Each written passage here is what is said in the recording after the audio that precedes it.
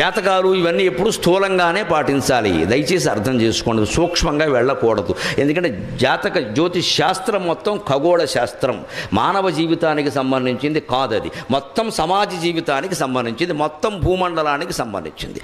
అతివృష్టి, అనావృష్టి, అష్టగ్రహ కూటమి, సూర్యగ్రహణం, చంద్రగ్రహణం, ఏ పంటలు ఏ కాలంలో పండతాయి, ఇవన్నీ చెప్పడానికి జ్యోతిష్ శాస్త్రం. కానీ నీ చెయ్యి నా చెయ్యి, నీ మూతి నా మూతి చూసి చెప్పడానికి కాదు. అది దాన్ని అలా చేసేసారు మహానుభావులు, వారికి నమస్కారం.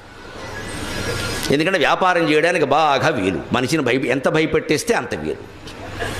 అందులో మీరు మీ జీవితాల్లో మీకు చెప్పిన చూసుకుని 90% అబద్ధాలే, 10 కూడా జరగవు. ఆ జరిగిన వాళ్ళ చేత చెప్పిస్తారు టీవీల్లో, అవి మనం నమ్మేస్తూ ఉంటాం.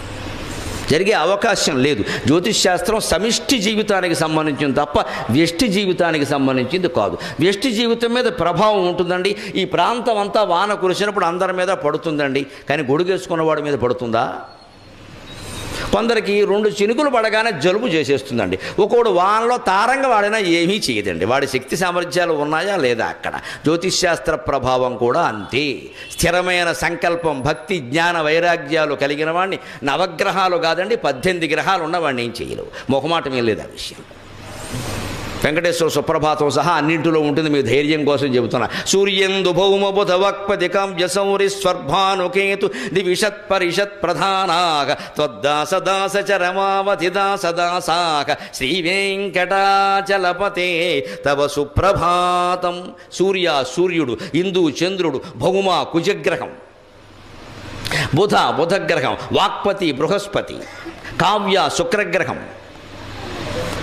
సూర్యందు భౌమ బుధ వాక్పతి కావ్య శౌరి, సూర్యుని కుమారుడైన శనీశ్వరుడు శౌరి అంటే.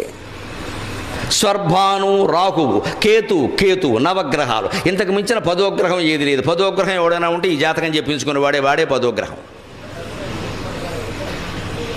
ఇవన్నీ వెంకటేశ్వర స్వామికి, భగవంతుడికి త్వద్దాసదాసచ రమావతి దాసదాసాక, ఆయన దాసుడికి దాసులు వీళ్ళు నవగ్రహాలు కూడా. వీళ్ళు మనం ఏం చేస్తారండి, ఊటికి నవగ్రహ పూజ అనడం, పారిపోవడం అక్కడి నుంచి. మళ్ళీ అక్కడి నుంచి ఆయనకి నువ్వులు, ఈయనకి నవ్వులు, ఈయనకి చెవులు, ఈయనకి పువ్వులు, పని ఏం లేదు ఇక్కడ. ఇది పెద్ద నమ్మకాలు బాగా పెంచుతున్నారు. 5 వారాలు, 30 వారాలు, 60 వారాలు. నువ్వు ఇక్కడ వరకు నువ్వులు ఇచ్చేసిన వెంటనే పైన గ్రహం మారిపోతుందా? కాస్త ఆలోచించవాయి బాబు, బుర్రపెట్టి ఆలోచన తెలిసిపోతుంది. నీ నువ్వులకి ఆ గ్రహం ఎలా మారుతుందండి? ఎందుకు మారుతుంది అసలు? అది మొత్తం సమిష్టి సృష్టికి సంబంధించిన విషయమా? కానీ ఖచ్చితంగా అదే జ్యోతిష్ శాస్త్రంలో చంద్రగ్రహణం కానీ, సూర్యగ్రహణం కానీ, గ్రహకూటమి కానీ, ఈ ఇతర అతివృష్టి అనావృష్టి కానీ ఎలా రాశారో అలాగే జరుగుతున్నాయి. మీరు గమనించాలి. ఒక చుక్క తేడా లేకుండా, సెకండ్ తేడా లేకుండా కరెక్ట్ జరుగుతాయి. ఎందుకంటే అది సమిష్టి, వ్యష్టి కాదు.